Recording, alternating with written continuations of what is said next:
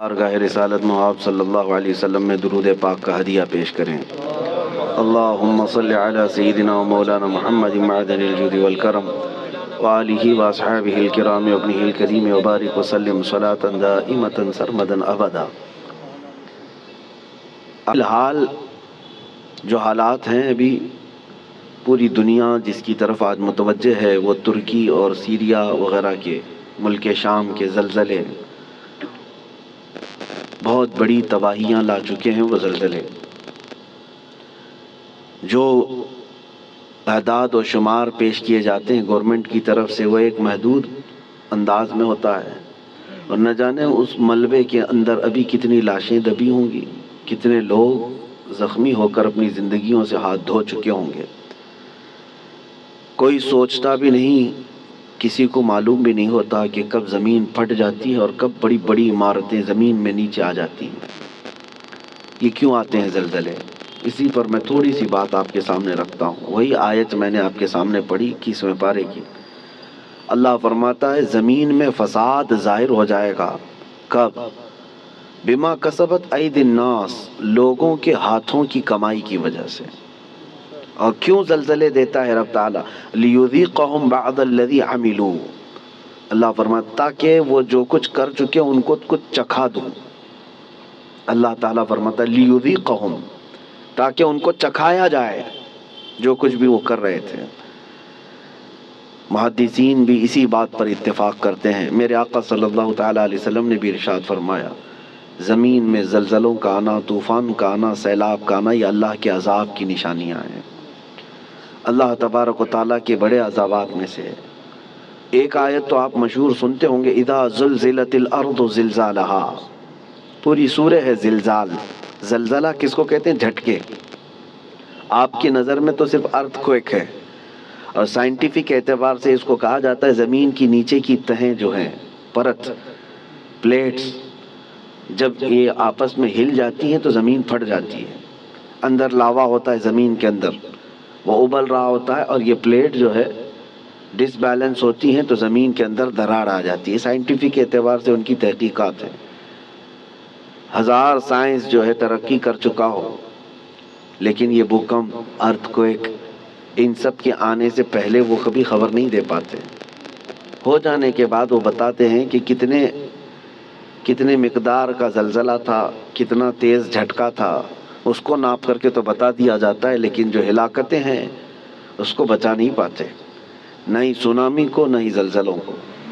قرآن میں جس زلزلے کا ذکر ہے اذا زلزلت الارض زلزالہا، یہ آیت سن کر کے ہمارے امام اعظم ابو حنیفہ رحمۃ اللہ علیہ مغرب کی نماز سے لے کر کے جو روتے رہے تو رات گزر چکی تھی، پوری رات ان کی داڑھی سے آنسوؤں کے قطرے ٹپکتے تھے، مصلی بھیگ جاتا تھا اس ایک آیت کو سننے کے بعد کہ اللہ کیا فرماتا ہے اس میں، جب زمین ہلا دی جائے گی، اذا زلزلت الارض زلزالہا واخرجت الارض اثقالہا، اور زمین اپنے اندر بوجھل چیزوں کو باہر نکال دے گی، سب نکل جائے گا۔ لیکن اس آیت میں جو زلزلے کا ذکر ہے وہ سب سے لاسٹ، فائنل اور بڑا زلزلہ ہے جو قیامت کے قریب ہوگا۔ اس وقت پوری دنیا کی زمین ہلا دی جائے گی، وہ ایک علاقے کی نہیں ہے، ایک ملک کی یا ایک خطے کی نہیں۔ اس سے پہلے مفسرین فرماتے ہیں کہ قیامت آنے سے پہلے بہت زلزلے آئیں گے۔ اب حدیث رسول میں آپ کو سناتا ہوں، امام بخاری رضی اللہ تعالیٰ عنہ نے اس حدیث کو اپنی بخاری شریف میں نقل فرمایا۔ اللہ کے حبیب صلی اللہ تعالیٰ علیہ وسلم نے ارشاد فرمایا جب امانتیں ضائع ہونے لگ جائیں، زنا عام ہو جائے اور گانے بازی کی کثرت ہونے لگ جائے، حضور پاک صلی اللہ علیہ وسلم فرماتے ہیں زمین میں زلزلوں کی کثرت ہوگی، ہر جگہ زلزلے آنے شروع ہو جائیں گے اور قیامت قریب ہوگی، ایک زمانہ دوسرے زمانے سے نہایت قریب ہو جائے گا۔ اور حدیث پاک بخاری شریف کی حدیث ہے، میرے آقا فرماتے ہیں مال کی فراوانی اتنی ہوگی، مال اتنا ہوگا جیسے لگتا ہوگا کہ ہر جگہ سے ابل رہا ہے مال، ہر ایک کے پاس مال آئے گا، مال آئے گا، غریب کوئی نہیں رہتے۔ آج کے حالات میں بھی دیکھیں آپ، غربت و افلاس بہت کم ہو چکی ہے۔ آج کے زمانے کا غریب وہ ہے جو پچھلے زمانے کا امیر تھا۔ آج کا جو غریب ہے اس کو غریب کس کو کہتے ہیں؟ بھائی اس کے پاس کار نہیں ہے، اس کے پاس بائک نہیں ہے، غریب ہے، اس کو آج غریب سمجھا جاتا ہے۔ کھاتا پیتا ہے، پہنتا ہے، گھر بھی ہے، سب ہے۔ غربت اس طرح کی نہیں رہے گی، مال کی فراوانی ہوگی، یہاں تک کہ حضور پاک صلی اللہ علیہ وسلم فرماتے ہیں دریائے فرات سے سونے کا پہاڑ ظاہر ہوگا، اگر تم زندہ رہے تو اس میں سے ایک پائی بھی لینے کی کوشش مت کرنا، حضور نے فرمایا، اس لیے کہ اس کے حصول کے لیے لوگ ایسے لڑیں گے کہ 100 لوگ اگر اس مال کو، سونے کو لینے جائیں گے، 99 قتل ہو جائیں گے، ایک بچے گا، مر جائیں گے سب۔ اور اسی حدیث پاک میں جو میں نے کہا زلزلے والی، اسی میں اللہ کے حبیب صلی اللہ علیہ وسلم نے فرمایا حرج بڑھ جائے گا، حرج بڑھ جائے گا۔ تو صحابہ نے پوچھا کہ حرج کیا ہے میرے آقا؟ حضور پاک صلی اللہ علیہ وسلم فرماتے ہیں ایک دوسرے کا قتل کثرت سے ہوگا۔ تو اس زمانے میں ہم آ چکے میرے عزیزو، زمینیں جب ہلا دی جاتی ہیں پڑوس کی، خوف سے ہمارا دل ہل جانا چاہیے۔ حضرت عمر ابن عبدالعزیز رضی اللہ تعالیٰ عنہ 5ویں خلیفہ راشد ہیں، ان کے زمانے میں کسی ملک میں زلزلہ آیا، زمین ہل گئی، تو وہاں کے جو گورنر تھے، وہاں کے جو ذمہ دار تھے، حاکم تھے، ان کے نام پر حضرت عمر ابن عبدالعزیز نے فوراً خط جاری کیا کہ جیسے ہی زلزلہ آیا، حالانکہ وہ زمانہ عمر ابن عبدالعزیز کا تھا، عدل و انصاف کا زمانہ، ان کے زمانے میں جس جگہ پر زلزلہ آیا تھا اس جگہ انہوں نے اتنا ٹائٹ کر دیا، کورونا میں جیسے کوارنٹائن وغیرہ کے معاملات، ایسے حضرت عمر ابن عبدالعزیز نے سارے لوگوں کو ٹائٹ کر دیا، کہا اس پورے خطے کے لوگ کثرت سے استغفار کریں، سب استغفار میں مشغول ہو جائیں، کوئی ایک بندہ بھی نہ رہے۔ اور پھر وہاں کے حاکموں کو اور وہاں کے جو گورنر تھے ان کو خط لکھا کہ جتنا تمہارے پاس ہے سب کا سب صدقہ کر دو، خیرات کر دو، الصدقۃ تطفئ البلایا، میرے آقا صلی اللہ علیہ وسلم نے فرمایا صدقہ بلاؤں کو ٹال لیتا ہے، تمہارے پاس جو ہے وہ صدقہ کر دو، اس لیے کہ اللہ کا غضب تمہارے ہاں آیا ہے، اللہ کا عذاب تمہارے شہر میں آیا ہے، زلزلہ آیا ہے۔ تو سارے لوگوں پر آپ نے لازم کر دیا تھا کہ استغفار میں مشغول ہو جائیں اور صدقہ و خیرات کثرت سے کرنے لگ جائیں۔ عزیزان گرامی وقار، اور ابھی 3 اور بڑے زلزلے آنے والے ہیں جس کی بشارت میرے آقا صلی اللہ علیہ وسلم نے فرمایا عرب کی سرزمین پر آئے گا، مشرق میں اور مغرب میں، یعنی ایک ایسٹ میں، ایک ویسٹ میں، اور ایک عرب کی سرزمین۔ ایک قیامت سے پہلے 3 بہت بڑے زلزلے آنے والے ہیں جس میں لاکھوں لوگ دھنس جائیں گے، زمین اتنی تیز پھٹے گی کہ ہزاروں کی نہیں لاکھوں کی تعداد اس میں زمین میں چلی جائے گی۔ مشرق میں ہم لوگ بھی آتے ہیں، ویسٹرن میں دوسری کنٹریز ہیں، آپ کو پتہ یورپ وغیرہ، اور عرب ہے۔ اور ان زلزلوں کے متعلق جو فرمایا گیا وہ قیامت سے قریب آنے والے ہیں، وہ بڑی نشانیوں میں سے ہیں۔ اور ان عذابات میں جو گرفتار ہو گئے، اللہ کی پناہ، اللہ کی پناہ، کوئی دنیا کی طاقت انہیں نہیں بچا پاتی، کوئی دنیا کی طاقت انہیں روک نہیں سکتی۔ اسی لیے آج میں یہ میسج دینا چاہ رہا تھا کہ کثرت سے استغفار میں لگ جائیں، جتنا زیادہ ہو سکے، صرف اپنے لیے نہیں، اپنے بھائیوں کے لیے۔ سورہ انفال 9ویں پارے میں اللہ تعالیٰ فرماتا ہے وَمَا كَانَ اللَّهُ لِيُعَذِّبَهُمْ وَأَنْتَ فِيهِمْ وَمَا كَانَ اللَّهُ مُعَذِّبَهُمْ وَهُمْ يَسْتَغْفِرُونَ۔ آیت ہے، اللہ فرماتا ہے اللہ اس قوم کو عذاب نہیں دے گا اس لیے کہ اے محبوب آپ ان کے بیچ میں ہیں۔ ایک ذریعہ یہ ہے۔ دوسری بات اللہ تعالیٰ قرآن میں فرماتا ہے وَمَا كَانَ اللَّهُ مُعَذِّبَهُمْ وَهُمْ يَسْتَغْفِرُونَ، اور اللہ ان کو اس وقت تک عذاب نہیں دے گا جب تک یہ استغفار کرتے رہیں گے، جب تک یہ استغفار کرتے رہیں گے۔ استغفار کیا ہے؟ استغفر اللہ ربی من کل ذنب واتوب الیہ، استغفر اللہ ربی من کل ذنب واتوب الیہ، استغفر اللہ ربی من کل ذنب واتوب الیہ۔ میرے عزیزو، کثرت سے استغفار کرو۔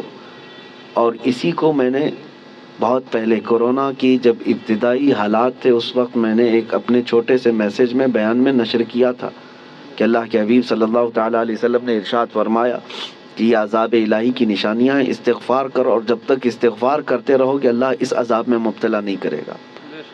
آج کہیں کسی پڑوس کے گھر پر آگ لگی ہو تو اس کی چنگاریاں تمہارے گھر کو بھی جلا سکتی ہیں، یہ مت سمجھنا کہ ترکی ہل گیا، ملک شام ہل گیا، یہ تو ہم بہت دور بیٹھے ہیں، زمین تو سب کی جڑی ہوئی ہے، زمین ایک ہی ہے، اور ان زلزلوں کے ساتھ اللہ تعالیٰ پوری دنیا کو یہ عبرت دینا چاہتا ہے۔